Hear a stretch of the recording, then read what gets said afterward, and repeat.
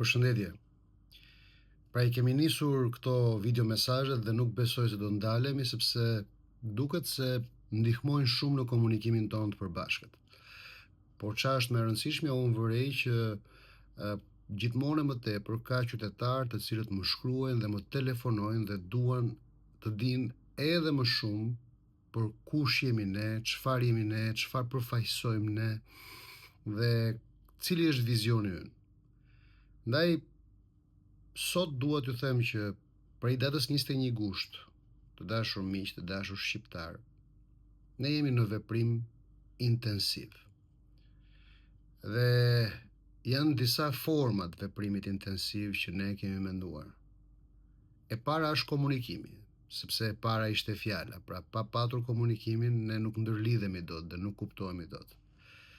Por, nga ana tjetër, ne jemi duke u bërë gati që të gjithë njerëzit që duan të na bashkohen t'i bëjmë pjesë të aktiviteteve të ndryshme, por dhe të forumeve apo bashkëbisedimeve të ndryshme, ku ata do kenë mundësi të na njohin drejt për drejt dhe të na pyesin drejt për drejt dhe të krijojnë një ide dhe kuptim më të qartë të çfarë jemi duke bërë ne dhe kush jemi ne.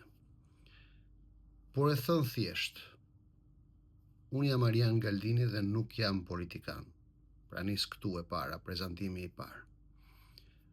Unë kam provuar të konkurroj në politik në vitet 2020-2025, kur edhe isha themeluesi dhe kryetari I kësaj partie.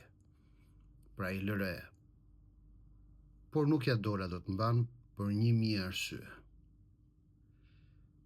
Tani unë kam dhënë dorëheqjen edhe si kryetar I LRE-s, edhe si politikan, edhe si konkurrent dhe nuk kam më në plan të jem konkurrent politik, nuk kam më në plan të kërkoj vota, të kërkoj mbështetje për veten time.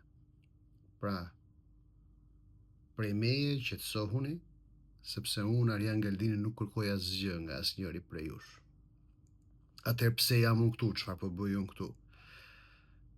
Unë dua t'i shërbej kësaj ideje, këtij vizioni. Pra unë jam shërbestar I kësaj ideje dhe këtij vizioni.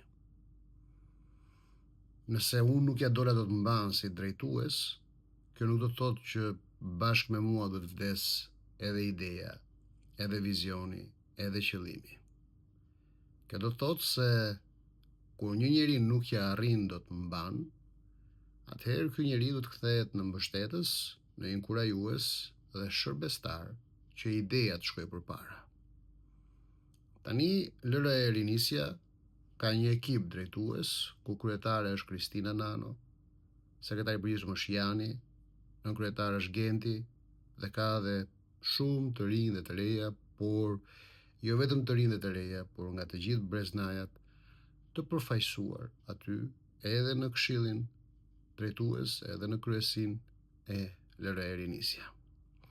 Këshilli ynë drejtues njihet si Asambleja Kombëtare e partisë, ku është pjesa më e madhe e njerëzve të cilët në këto 6 vite kanë qenë bashkë me ne.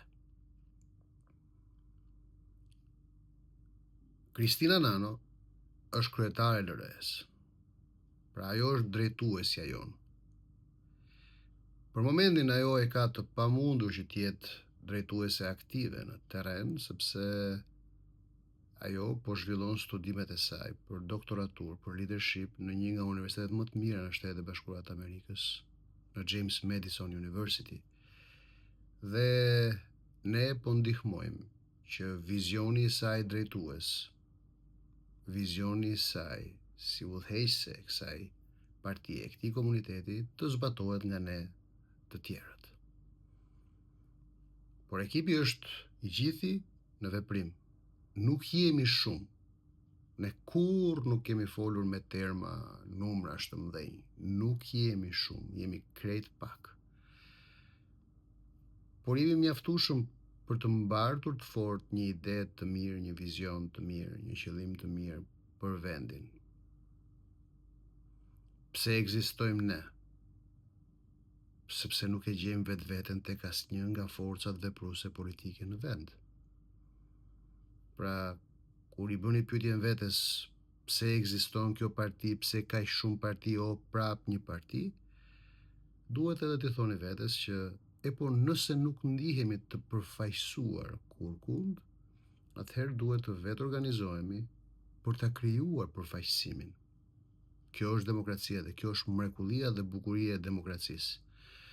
Se vërej një frymë antidemokraci të cilën po e fryjnë ata që duan ta mbajnë Shqipërinë gjithmonë në 2 apo 3 dhëm. Bën shumë parti, më shumë parti se shqiptar. Edhe? Bëjni pyetjen tjetër vetes. Prej vitit 1944 deri në vitin 1990 kishim një parti. A ishin mirë punët në Shqipëri? Prej vitit 1990 e deri sot që po flasim, kemi patur 2 më shumti, por 3 parti të cilat kanë udhëhequr punët e vendit. A kanë shkuar mirë? Edhe pyetja tjetër që duhet i bëni vetes ju është, kush po i bën keq Shqipërisë, kush po e vjedh, kush po e grabit Shqipërinë? Po e grabisin këto shumë partit që krijohen dhe që s'kan asgjë në dorë, apo këto 2 apo 3 partit që kanë gjithçka? Në 36 vite, kush e ka grabitur Shqipërinë? Kush e ka plaçkitur Shqipërinë? Sepse më duket se po ju ndryshojnë fokusin të dashur qytetar. Ankoheni më shumë për pluralizmin se sa për hajdutët. Ankoheni më shumë për faktin që ka shumë parti se sa për faktin që keni pak hajdut aty lart. Pak hajdut si parti dhe shumë hajdut brenda atyre partive. Pra nuk duhet ta ndryshoni fokusin. Pluralizmi është i mirë. Liria është e mirë. Kur njerëzit nuk gjejnë përfaqësim te grupimet politike të cilat i ka vendi ndërkohë, vetë organizohen, krijojnë parti, provojnë, konkurrojnë. Dhe kaq. Tani gjë tjetër. Po pse kaq shumë vite? Sepse në Shqipëri nuk ka konkurrencë. Nuk ka konkurrencë. Nuk na kanë lejuar të konkurrojmë.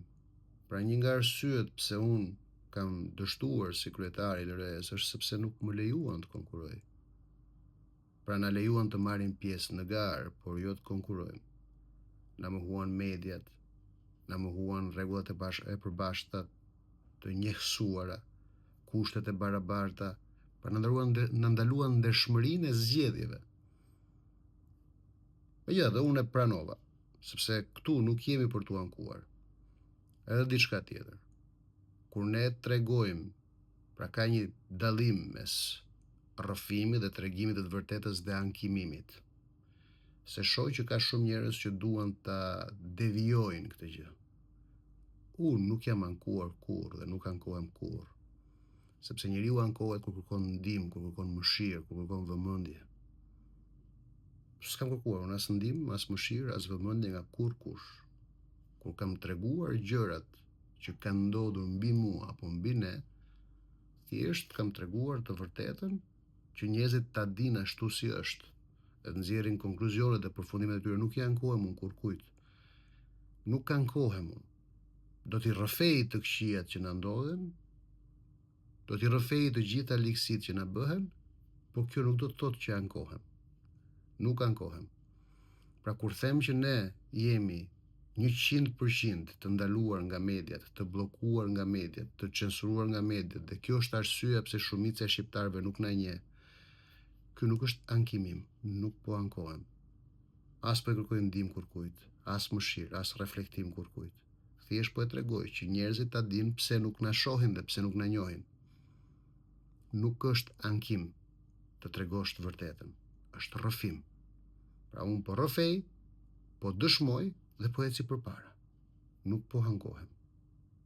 Prandaj qetësohuni, të gjithë juve që pretendoni se ne ngelëm duke u ankuar, nuk i ankohemi kurkujt ne. Kur në jetën time s'do i ankohem kurkujt. Por kam detyrimin publik që t'u shpjegoj njerëzve, sepse ka shumë njerëz që pyesin, po pse nuk ju njohim, se që kemi dëgjuar më parë. Ku keni qenë? Ne kemi qenë këtu çdo ditë, të dashur shqiptar, çdo ditë. Çdo ditë në komunikim me ju, këmbgulës çdo ditë. Dhe po ju them se do të vazhdojmë të jemi çdo ditë, por nëse nuk do të na gjeni në media, është dënimi me harres që ka bërë regjimi ndaj nesh, nuk është faji ynë. Por prej 21 gushtit e këtij është edhe vendimi ynë, se tashmë ne atë 100% vendim që kanë mediat për të na ndaluar, do ta kthejmë në 200%. Tashmë unë personalisht, të paktën unë personalisht një, për Arian Galdini, se nuk po flas për Loren, se ndoshta Loreja nuk ka pse të mbartë të vendim, por Arian Galdinin nuk do ta shihni më në media, 200%. Pra 100% se ashtu e kanë vendosur ata dhe 100% se tashmë kështu e kam vendosur dhe unë që t'i refuzoj mediat shqiptare, nëse nuk na japin dinjitetin dhe vërtetësinë e identitetit, integritetit, përkatësisë, vizionit dhe arsyes pse ne jemi. Unë juftoj të gjithëve. Vionit të ndiqni rrjetet tona sociale. E vetmja platformë komunikimi që ne kemi janë rrjetet tona sociale. Kërkoni Arian Galdini në rrjetet tona sociale. Kërkoni LLE Rinisja në rrjetet tona sociale. Kërkoni Kristina Nano në rrjetet tona sociale. Kërkoni Gent Sinani. Kërkoni Jani Nano. Kërkoni Arsen Lazri. Kërkoni Fize Zaçaj. Kërkoni Klara Bakia. Si kërkoni në rrjetet tona sociale. Dhe do të na gjeni. Kërkoni rrjetet tona sociale. Këto janë platforma jon e komunikimit. Dhe ne do të vazhdojmë të jemi tek ju, dhe do të vazhdojmë t'ju shpjegojmë dhe idetë, dhe qëndrimet, dhe qëllimet, dhe objektivat tona. Mos u nxitoni të paragjykoni. Bëni durim, sepse ne do t'ju shpjegojmë të gjitha vetë. Nëse keni pikpyetje, nëse keni dilema, nëse keni dyshime, na pyesni, mos u nxitoni të nxirrni përfundime. Shumë faleminderit, do të flasim përsëri. Ju përshëndes.